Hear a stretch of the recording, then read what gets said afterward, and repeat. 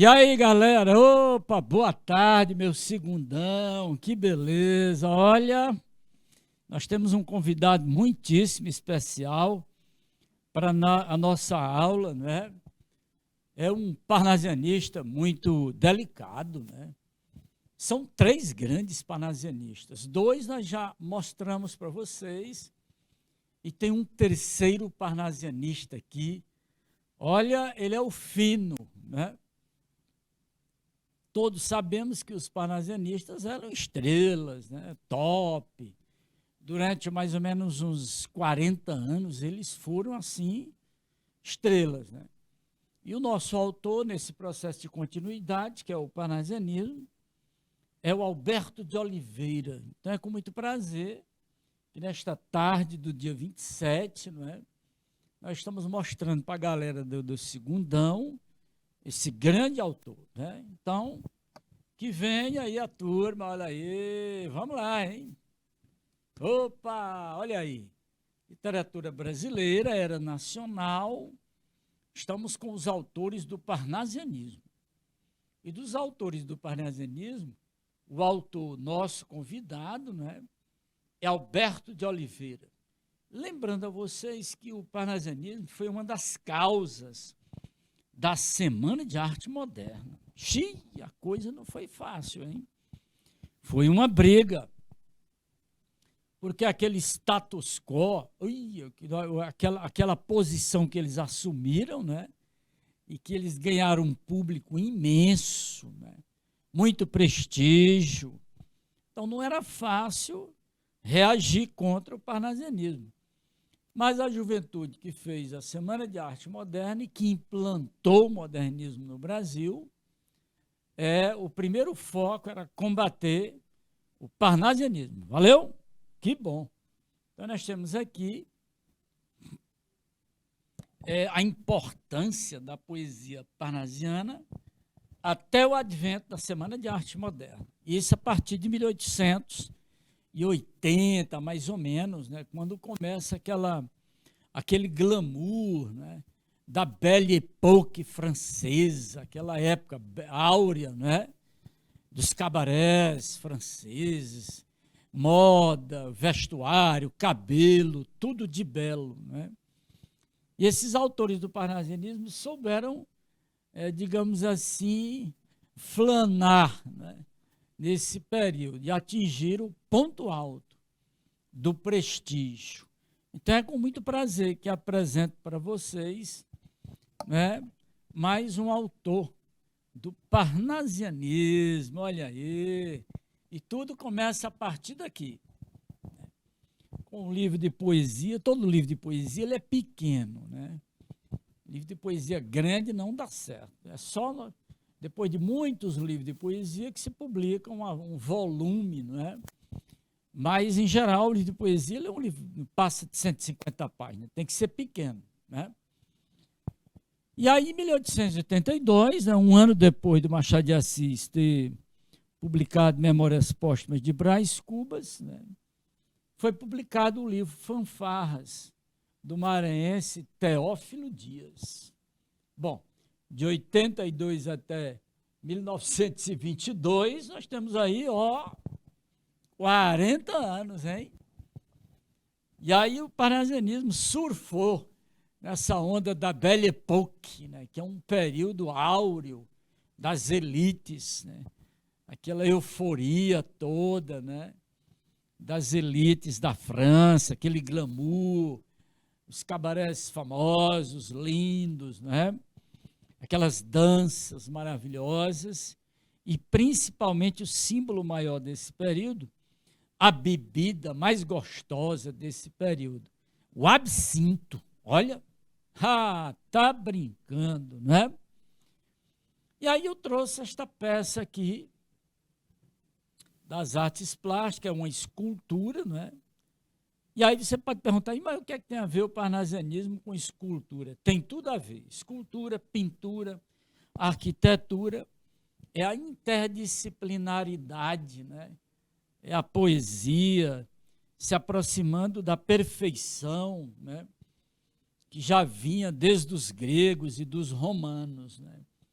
Isso tudo feito com muita objetividade. Aquela coisa bem fria, impassional.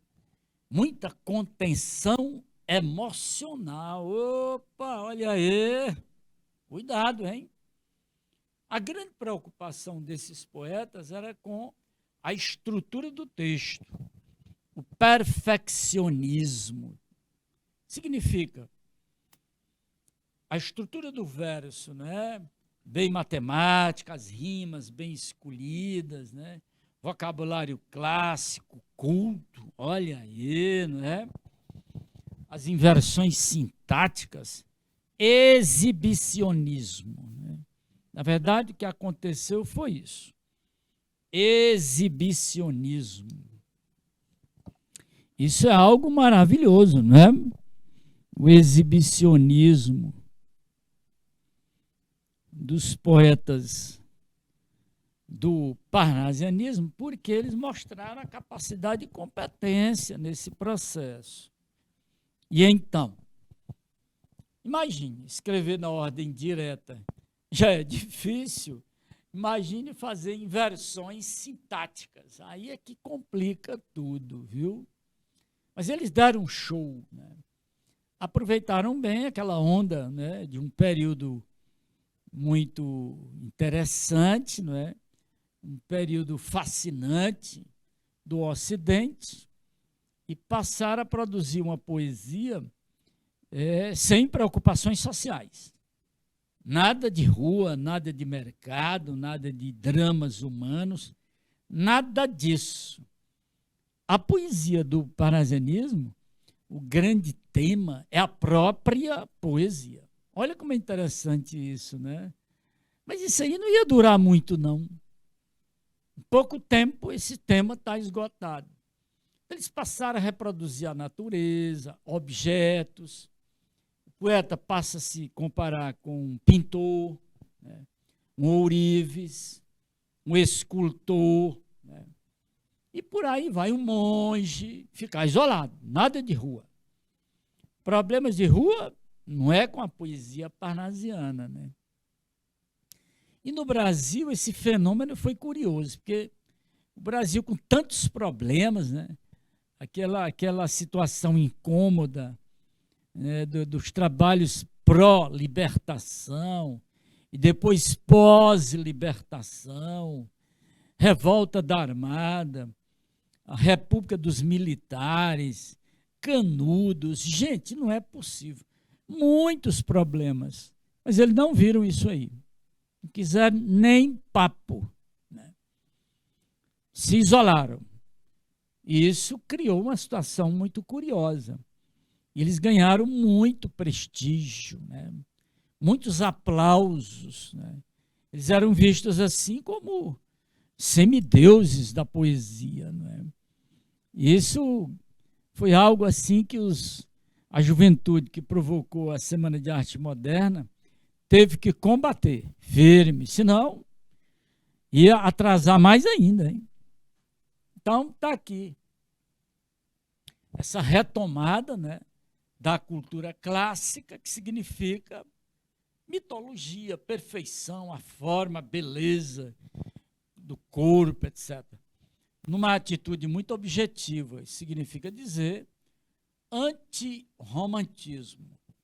Anti, o prefixo colocado antes da palavra que tem ROS, a palavra duplica a letra, viu? Olha as aulas do professor Fernando Santos aí, não é? E a poesia parnasiana é muito descritiva, olha aí, né? Muito pictórica, muito de paisagem, muito de imagens, né? De objetos, né? Mimos, delicadezas. Né? Então, o poeta parnasiano, ele se compara, né? Vamos botar as metáforas em que ele se compara. O poeta do parnasianismo, ele se compara a um pintor, olha aí, se compara a um escultor,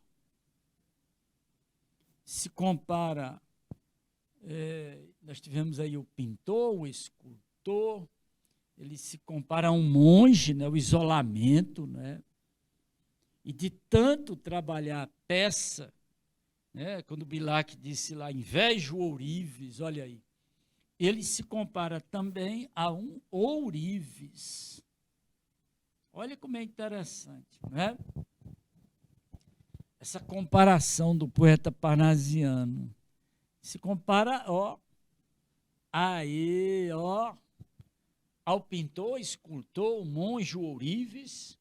Ora, e cada expressão dessa, metafórica, nos leva à interpretação. Tá bom assim? Olha aí a Gabriela, obrigado pelo cumprimento, Gabriela. E a galera do segundão assistindo as aulas com muito cuidado, né? Que agora em novembro já tem o Enem. E se não vai fazer este ano, no próximo, Enem. Olha aí, né? Este ano, 24 anos de Enem. Eu venho acompanhando isso com muito cuidado, né? E chamando a atenção da galera, né? Então você tem, qual é o grande tema da poesia parnasiana? Ela mesma, a poesia, olha aí. É a poesia pela poesia. Significa arte pela arte. É o metatexto, metalinguagem. E qual foi o grande problema do parnasianismo? Por que não ficou? Muito simples. Porque o autor parnasiano ele se isolou dos problemas. Né? Daí, tornou-se uma literatura alienada dos problemas sociais. Um descomprometimento da realidade social. Né? Eles ficaram naquele sapato alto, naquele glamour da poesia como algo que não se aproxima da ralé. Né? E se estragou. Né? Foi o motivo principal da juventude que fez a Semana de Arte Moderna reagir, né? Fazer essa ruptura. A literatura brasileira precisava se descolar, né? Daqueles preceitos clássicos e buscar o Brasil, lógico, né? Um gigante que tinha tantos temas, né? Mas ainda estava agarrado naquela coisa de academia, né? E os problemas brasileiros? Então, poucos estavam voltados para esses problemas. A partir de 1910, né? Um Lima Barreto, no Rio de Janeiro, um Monteiro Lobato, em São Paulo, um Euclides da Cunha, também no Rio de Janeiro, né? Estavam mais focados no Brasil que ninguém conhecia. O Brasil do pós-abolição, né? Em que uma imensa maioria mestiça vivia numa situação de marginalidade. Né? A marginália, numa expressão que o Lima Barreto, né, soltou nos textos jornalísticos dele. Né?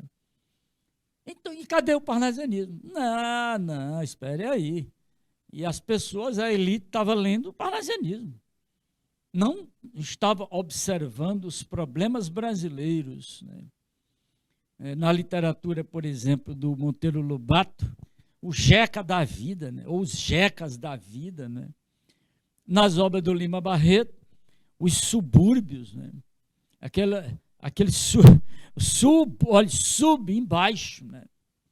Os marginalizados das grandes cidades brasileiras, principalmente o Rio de Janeiro, com as favelas, São Paulo também, com a periferia,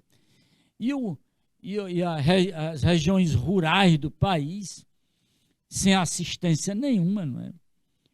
Sem saúde, sem escola, vivendo uma situação extremamente precária. Não é? Pois está aí, o parnasianismo era isso aí. O parnasianismo estava surfando, não é? Não estavam vendo os problemas sociais. É exatamente esse aí o recado, galera, do segundão. Não perca. O poeta parnasiano ele se compara a um pintor, um escultor, um monge, um ourives, né? Procurando produzir uma poesia que atendia a ela mesma, poesia, arte pela arte. A preocupação era o rigor técnico, estético dos versos, dos poemas. Né? Olha aí a trindade, né? Imagine, O jornalismo babaca da época chamou os três Trindade. Você está brincando, não é? Uma coisa dessas, não é? Enquanto o país tinha tantos problemas, os parnasianistas estavam alienados. Olha aqui o Bilac, Olavo Bilac, né? Aí. Olha esse aqui do meio, né? Raimundo Correia. Olha quem está aqui, o nosso convidado, hein? Alto, elegante, belo, classe média, elite, né? Olha quem está aqui, Alberto de Oliveira, que é o nosso convidado de hoje. Muito interessante isso aí, né? Esse trio, né? Imagine, os jornais da época chamava Trindade. Que coisa, né? Que cegueira, né? Que estreiteza, né? Mas fazer o quê? Eles ganharam o espaço dos leitores, foram aplaudidos, aclamados, né? Três parnasianistas. Esse aqui é o mais famoso. Este ainda tinha certo conteúdo, é tanto que em 24 anos de Enem é o único que está no Enem. Raimundo Correia. Esse aqui foi o mais difamado, Alberto de Oliveira, dos três, né? Porque foi aquele parnasiano mais exigente, né? Mais apegado à deusa forma, com F maiúscula aí, a forma, né? A deusa forma dos poemas bem feitos, rimas bonitas, raras, cultas, clássicas, mas não tinha nada para dizer, sem conteúdo, né? Bom, eles retomaram a cultura clássica, o parnasianismo é muito descritivo, muito pictórico, pintura, né? E aquele lance do rigor, né? Na metrificação, nas rimas, né?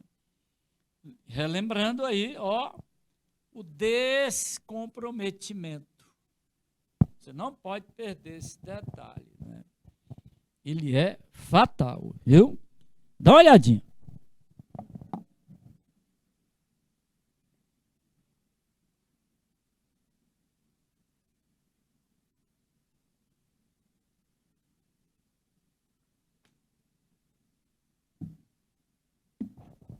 E então, tá aí o grupo, né? Olha para reunir essas três criaturas no Rio de Janeiro para tirar esta foto histórica. Não era fácil, hein? Mas está aí. Nós já comentamos o Bilac, comentamos o Raimundo Correia, estamos comentando o mais elegante do grupo, né? O Alberto de Oliveira. A galera está aí, hein? Vamos ver a parte histórica, né? As origens é França, claro. Belle Époque, França. Glamour, aquela coisa toda. O absinto, os vestidos, a moda, gastronomia, bebida, aqueles cabarés famosos, os teatros, né? Olha, respingou no Rio de Janeiro, hein? Olha aí. Características e estilo. A palavra parnasianismo, você tem o ismo e tem Parnaso, monte, da antiga Grécia. Esse monte, quem dominava esse monte na mitologia, o deus Apolo, olha aí, o belo, né? O deus das artes, né? E suas musas, né? Aí.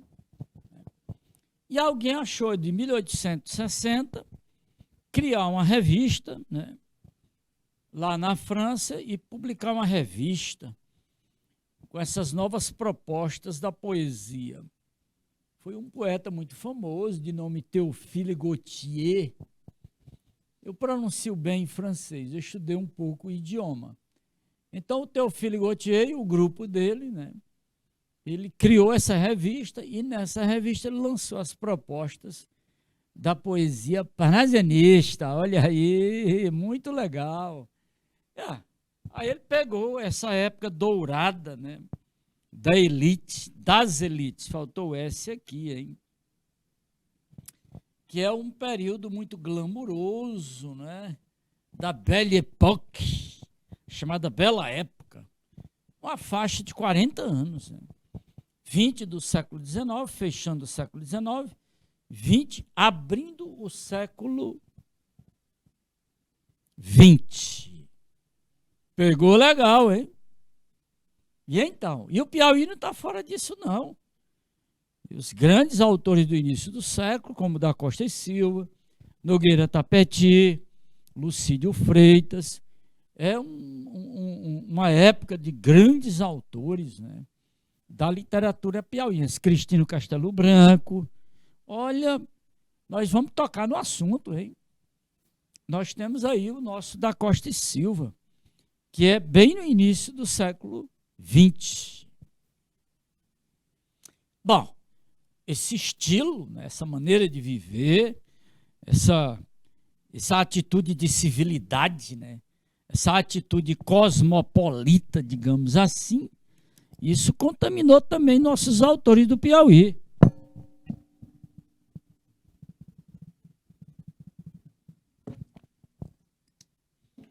Está aqui. É um estilo, né, de vida.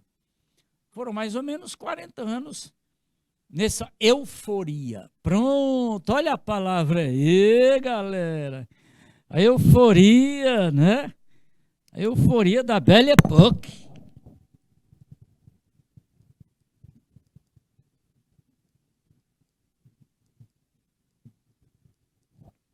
Muito bom. E quero lembrar um detalhe a vocês, né? Na revista do Théophile Gautier, a Revue Parnasse Contemporain, que eles chamavam, né? É o título da revista, né? Revista do Parnasse Contemporâneo. Era uma reação contra o romantismo. Olha aí, uma reação, olha aí, pá, né? Nada de choramingação, lamentação, né? Pieguismo, que papo, subjetividade, nem pensar. Agora é uma outra postura. E essa outra postura, nós vamos ver, é uma atitude de indiferença dos dramas, né? Do cotidiano. E que detalhe, não é? Puxa vida, é uma alienação, uma ausência, um descomprometimento dos problemas sociais. Você imagina o Brasil atolado em problemas, né? Com a abolição, pós-abolição, a queda da monarquia, revolta da Armada, o militarismo da Primeira República, o empreguismo, a corrupção. Olha, brincadeira, não é? E aí eles se ausentaram disso tudo. Não tinha sentido, claro, não é? Mas foi uma literatura que ganhou leitores, ganhou espaço nos jornais, né? E então aconteceu esse fenômeno, né, dessa alienação, dessa indiferença. E o incrível é que os três grandes autores desse período foram aclamados, né? Foram vistos assim como poetas de altíssimo, né, patamar, né, aquela gaveta lá de cima, que não dá para entender. Então, os críticos e a imprensa estavam completamente fora de contexto, né? Estavam mais embriagados de francesismos, de cultura grega, dos importados, né? E não viram o Brasil de milhões, né, do pós-abolição, procurando um espaço para viver. Isso é que a gente ficou sem compreender, não é? Então, vira o século, em 1902, né, o Euclides da Cunha publica Os Sertões, e então Os Sertões joga assim uma mancha, joga algo assim na inteligência brasileira, que começa a acordar para os problemas nacionais, né? Foi o primeiro passo Aí vem Monteiro Lobato, genial também. Aí vem o maior de todos que eu vejo, né? Um dos grandes autores, o Lima Barreto, né? Um mestiço, um mulato, né? Um azeitonado também, né? E começa a respingar no academicismo brasileiro, no bom comportamento, né? Digamos assim, e também respingar na própria academia, que era a essência de uma visão muito coelianotizada, né? Coelho Neto, que era aquele greguismo nas artes, né? Todo mundo contaminado, né? Então tá aí. Esse é um detalhe interessante, né? Então, para a gente apresentar o nosso convidado, né? Vamos lembrar a diferença entre a poesia parnasiana e a poesia realista. Está aí. Bom, realista é quando você vê a realidade, os problemas sociais e tudo, né? Nós não tivemos essa literatura no Brasil, essa poesia. Aqui foi mais na Europa, né? E principalmente em Portugal, né? Com Antério de Quental, Cesário Verde, Guerra Junqueiro, né? E a poesia parnasiana é essa, alienada, descomprometida, mas altamente prestigiada. Esse é o detalhe mais interessante. Ou seja, é pelo avesso, não dá para entender. É uma coisa muito curiosa, porque a poesia verdadeiramente realista é essa aqui, que foi vivenciada na Europa. Mas no Brasil aconteceu esse fenômeno, né? E autores do Piauí também, né, alguns, né, produziram, ora olhando a realidade, ora parnasianistas, né? Nós temos o da Costa também, né? Nogueira Tapetim, muitos sonetos dele, né? Autores do início do século, Lucídio Freitas, né? Muitos outros, né?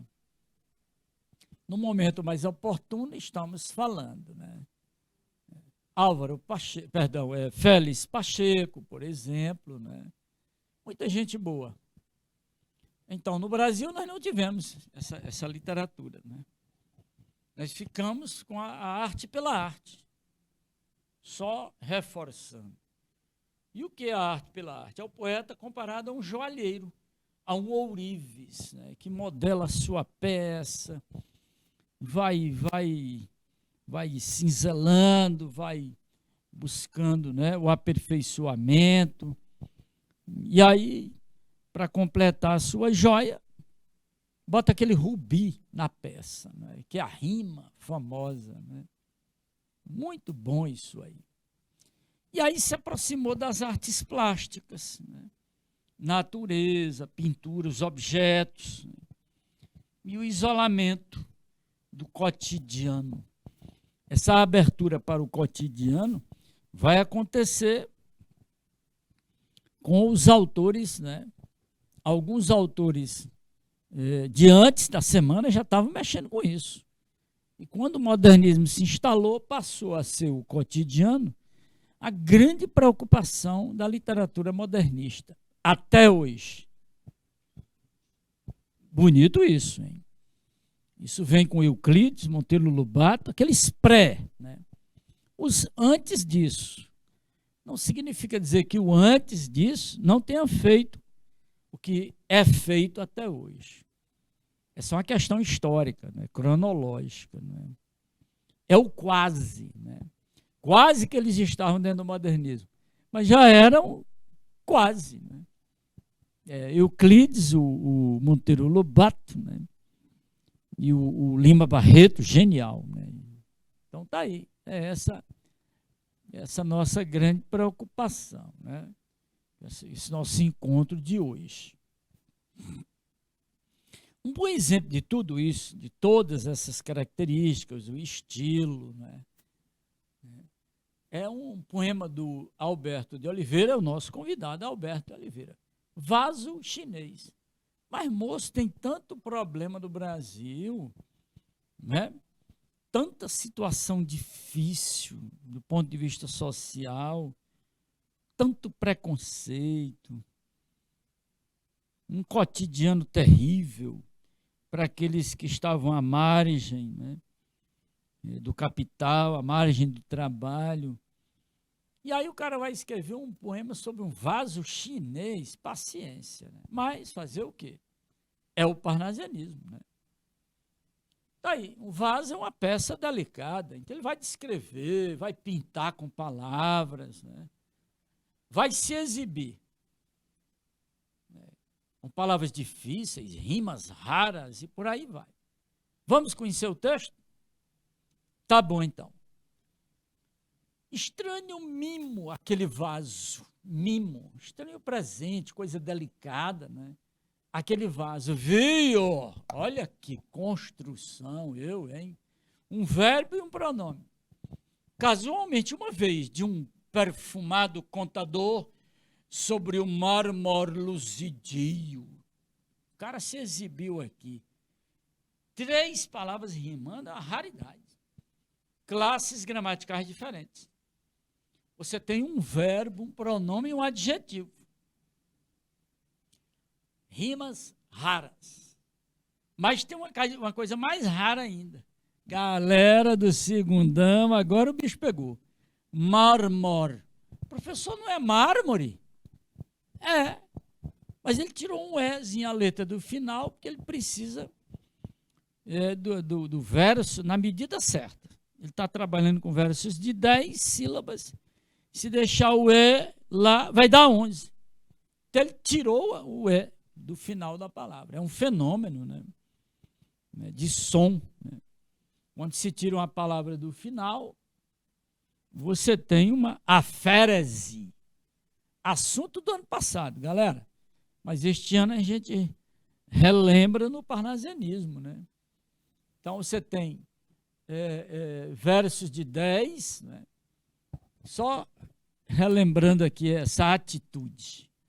Estranho, mimoa, quele, vazovio.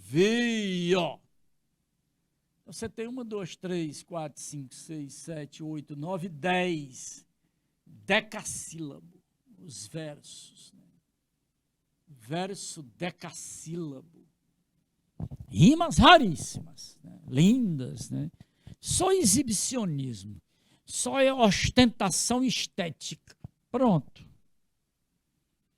Tem gente que ostenta dinheiro, roupas, essas coisas todas. Eles ostentaram estética no verso. Né? O cara é um craque, né? O mais exigente dos parnasianistas é o Alberto de Oliveira. Ele disse que viu esse vaso chinês, ele ficou encantado, né? De um perfumado contador, né? Contador é aquela peça que está lá o vaso em cima. Sobre o mármore luzidio.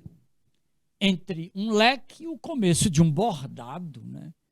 Ou seja, em cima daquela peça tem um pano bordado, um leque, está lá o vaso.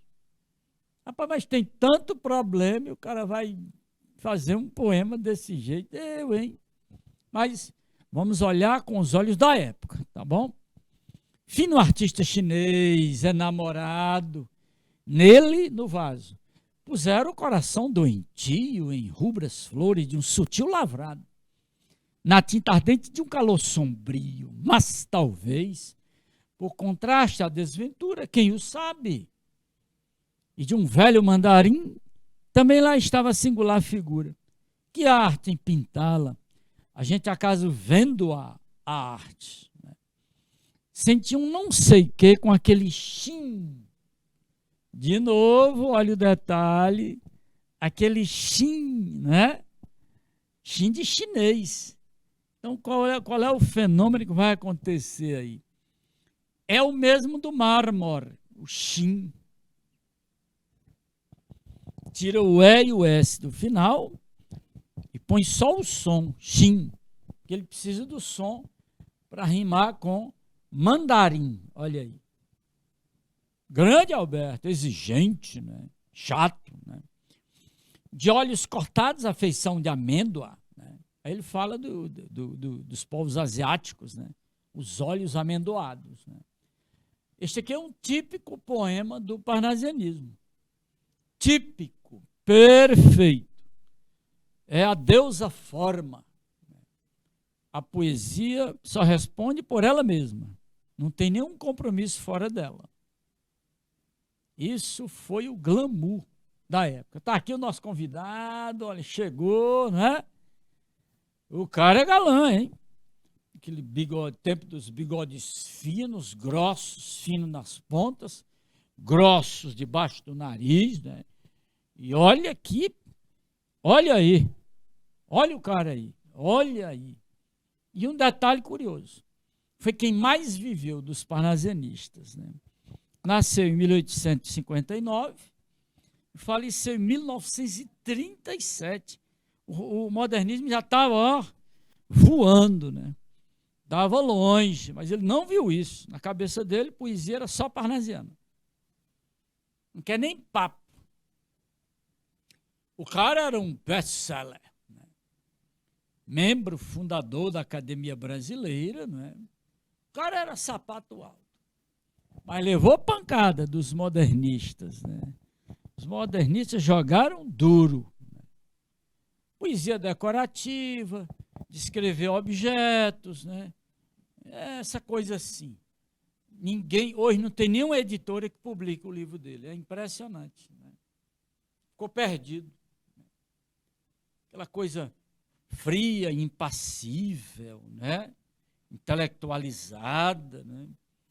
E sempre os modelos clássicos. Para quê? A gente estava com um país na mão, pós-império, cheio de problemas. Né?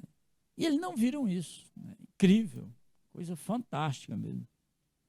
E tem mais, hein? Está aqui o nosso convidado. Olha aí que coisa, né? E eu trouxe outro soneto naquele perfil. Ele descrevendo, né, uma taça, um outro vaso, só que naquela época não se chamava taça, né? Era vaso mesmo, né? Tá aqui outro vaso, agora é grego, que aquele era chinês. E agora ele vai levar o leitor, né, para um tempo passado, né? Olha o autor. Ora, mas ele não está falando de um vaso. Ele quer se referir a uma taça, por isso que está aí. O pronome feminino, né? De áureos relevos, trabalhada de divas mãos, né? Brilhante copa, um dia, já de aos deuses servir como cansada. Essa taça já vinha de muito tempo, de muito longe, né? Está cansada. Olha aí a prosopopeia. Vinda do Olimpo, a um novo Deus servia. Epa, agora o tempo presente é esse novo Deus. Né? Quem é esse novo Deus? É o poeta de Teos, cidade da antiga Grécia, que a suspendia.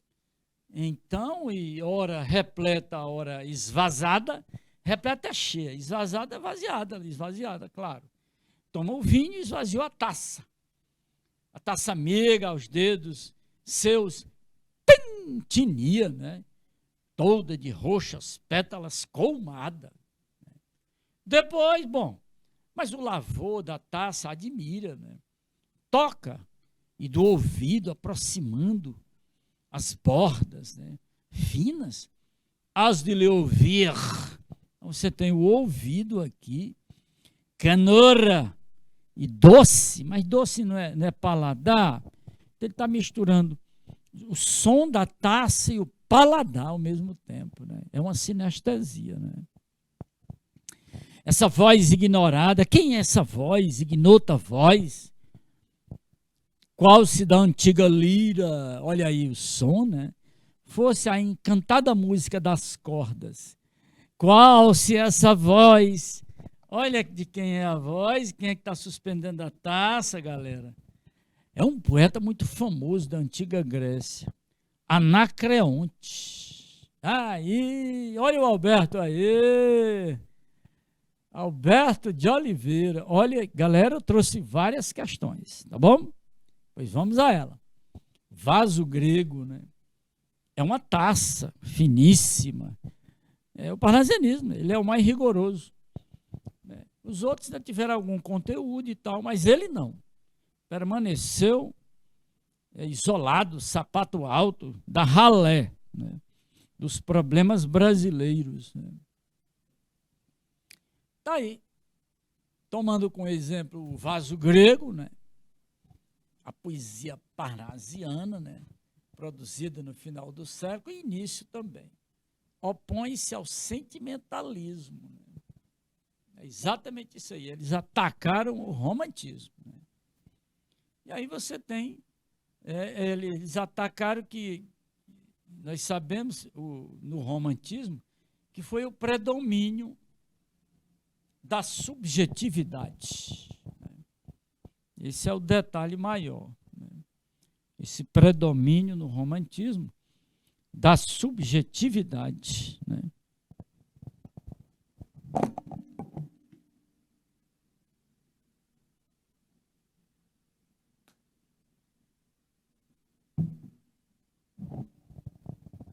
E então, tem outra, hein? Olha aí, que ótimo, né? A última estrofe, né, é feita de comparação entre o som, cuidado, hein? É do toque na taça, né? Tim, né? Que ele chama, a taça é o vaso grego. E dois outros elementos. Quais são esses elementos? Ô meu diretor Jorge, me dê aí um minutinho, por favor.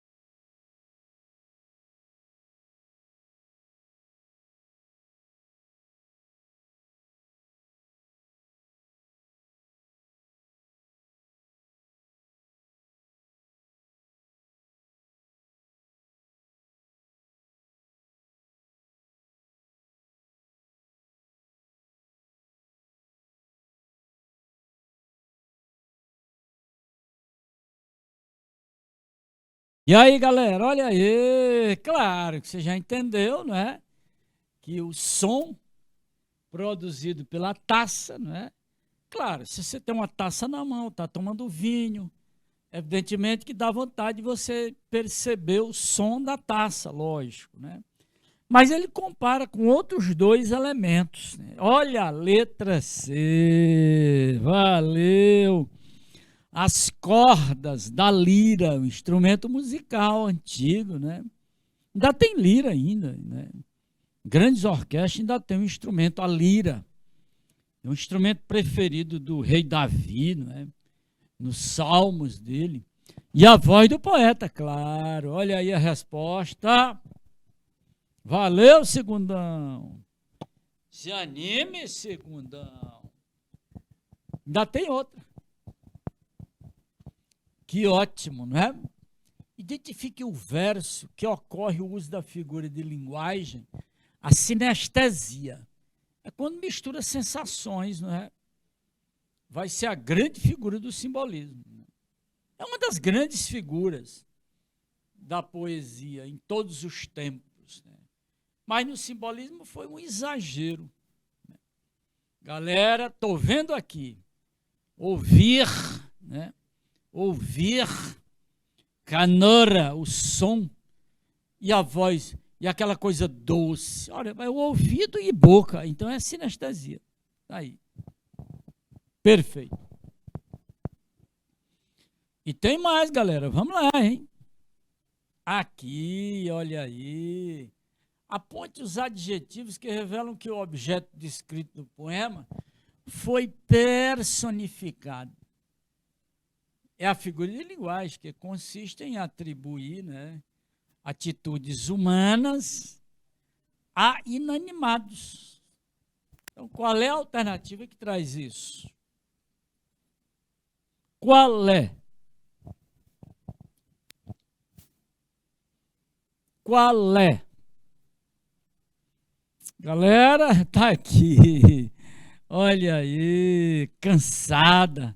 A taça está cansada. Então, é uma personificação. Né?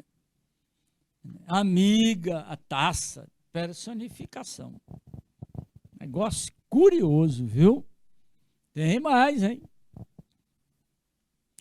Bom, na construção do soneto, você observou, né, que o eu lírico faz referência a um tempo passado, a taça já vinha, né, de muito tempo, e ele junta os dois tempos, o tempo passado e o tempo presente, porque a taça está nas mãos do poeta de Teos, o Anacreonte. Aí ele está naquela festa e bebendo vinho, lógico, né?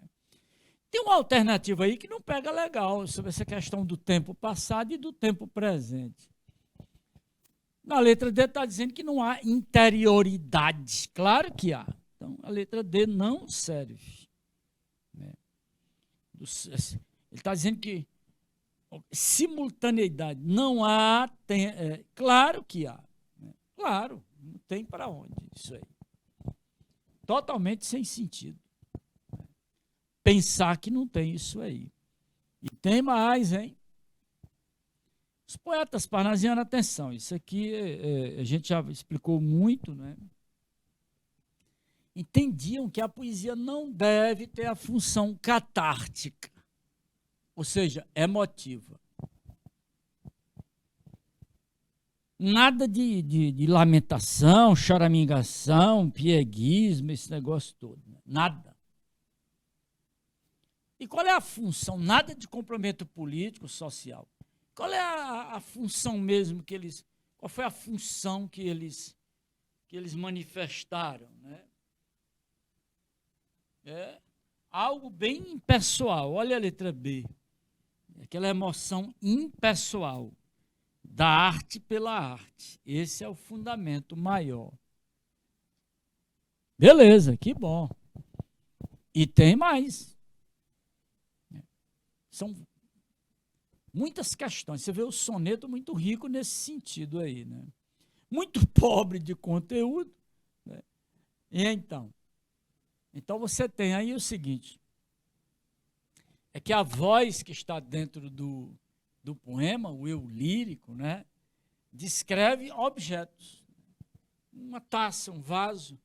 Isso confere ao poema uma atitude muito objetiva, lógico, que é uma atitude antirromântica e muito impessoal.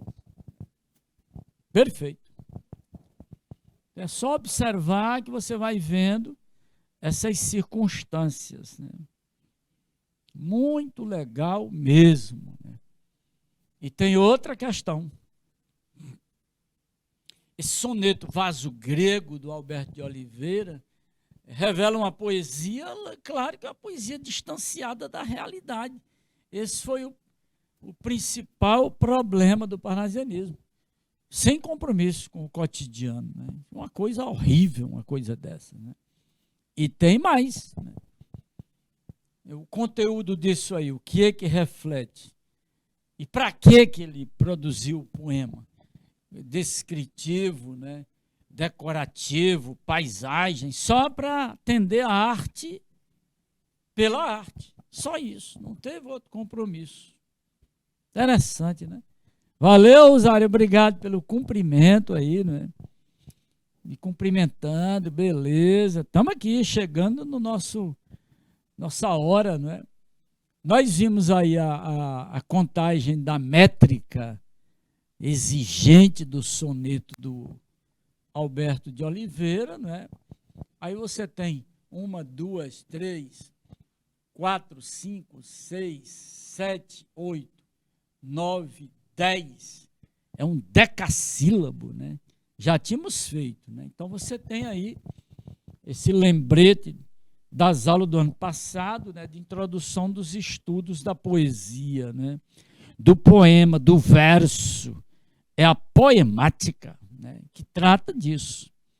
Contar as sílabas, as rimas, e a estrutura do texto.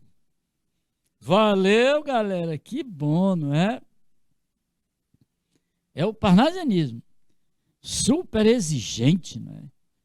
E o mais rigoroso foi o Alberto de Oliveira, o nosso convidado de hoje, né? Que bom, que legal. Tem mais um pouquinho. Opa, olha aí, fechando a nossa aula, né? O título do soneto é um substantivo masculino. Ele apresenta esse substantivo masculino, vaso, né?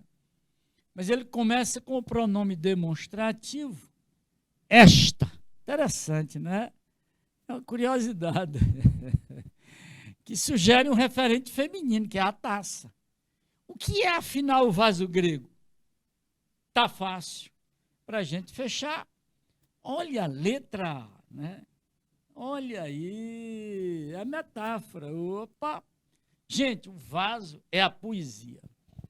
O que o poeta de Teos estava fazendo era tomando poesia. Valeu!